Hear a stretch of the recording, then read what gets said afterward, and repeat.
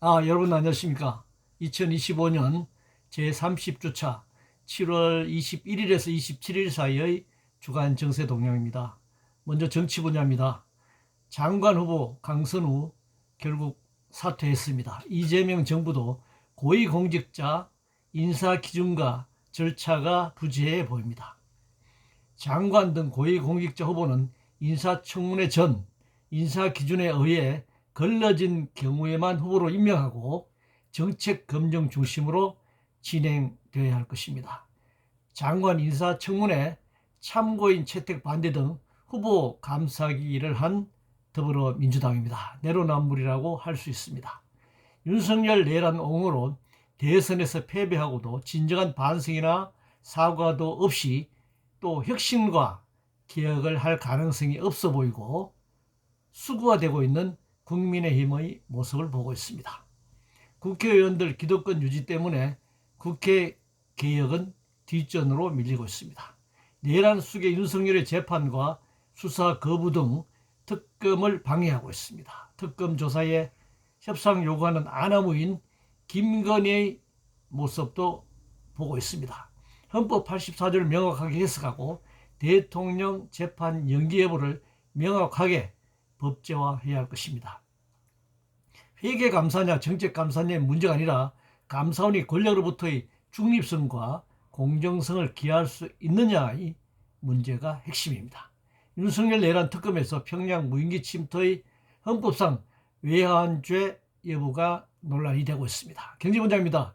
기후위기 시대 기후 인플레이션 관련 물가지수가 등장했습니다. 조세 부담률과 총조세를 먼저 결정하고 재정지출을 집행해야 할 것입니다. 미국은 자국 이익을 위해 전 세계를 향해 폭력적으로 관세 부과와 미국 내 투자를 강요하고 있습니다. 자사주 즉시 소각, 집중투표제 등 상법 개정에 대해 글로벌 대기업과 대주주의 저항이 계속되고 있습니다. 대통령의 재벌 총수 만찬 특혜, 4대 그룹 총수 중 유일하게 삼성 이재용만 미등기 임원 상태에 있는 등 재벌 공화국의 모습을 여실히 보여주고 있습니다. 치열한 AI 기술 경쟁 전 산업에 영향을 미치고 있습니다. 한편 보이스피싱 범죄에 이용되는 등 AI 규제 대책도 마련돼야 합니다. 기술 유출과 부동산 투기 목적으로 국내에 들어온 차이나머니 국내 주식 투자 잔액이 35조 원에 달한다고 합니다.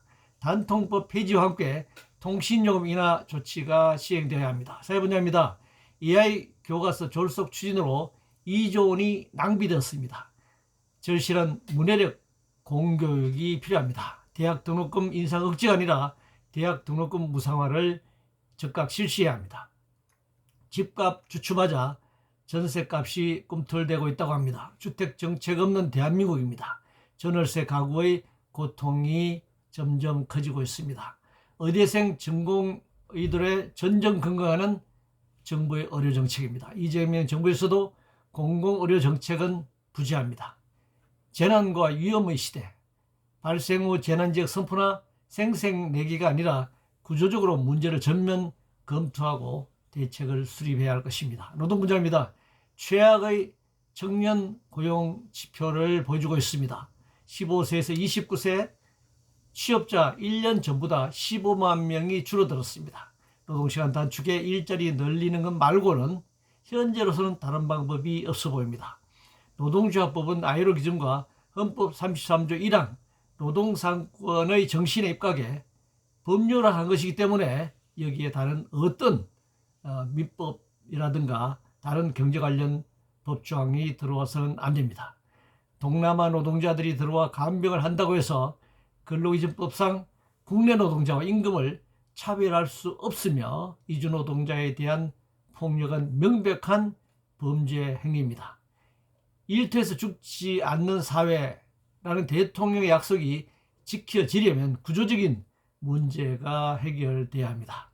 정년 연장과 퇴직 후 재고용 문제는 전혀 다른 구조에 있습니다. 퇴직 후 몇 프로가 재고용되었다고 하는 것은 정년 연장과는 형식과 내용에서 매우 다르다고 하는 것입니다.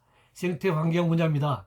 기후 위기에 따른 폭우 폭염은 자본주의 생산과 소비가 누적된 결과입니다. 4대 강보 철거와 사수를 둘러싼 2년 논쟁이 시작되었습니다. 환경 파괴와 기후 위기 시대의 구체적인 현실과 현상을 놓고 판단해야 할 때입니다.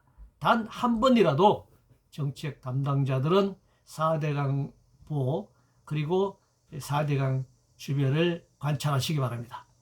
국민 건강과 쌀 생산 기반 유지를 위해 미국산 소고기와 쌀 수입 추가 개방은 절대 막아내야 할 과제입니다.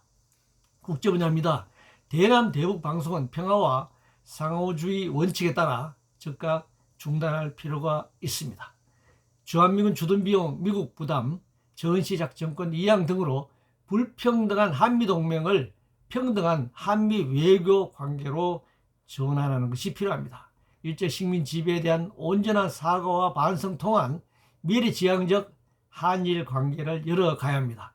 양국 정상이나 정부 간 교류를 넘어 민간 사회단체 교류를 활성화시켜야 합니다. 양쪽 정권과 권력의 토대는 결국 한일 양국의 국민과 시민 사회단체입니다. 아펙은 금융자본과 제국주의 국가들의 이해에서 탈피해 세계 평화, 환경과 기후위기, 빈곤, 질병을 다루는 공간인 동시에 민간 교류의 장이 되어야 할 것입니다. 금융자본주의와 제국주의 패권을 다루는 장이 되어서는 결코 안 될 것입니다. 이상으로 2025년 제30주차 주간 정세 동향이었습니다.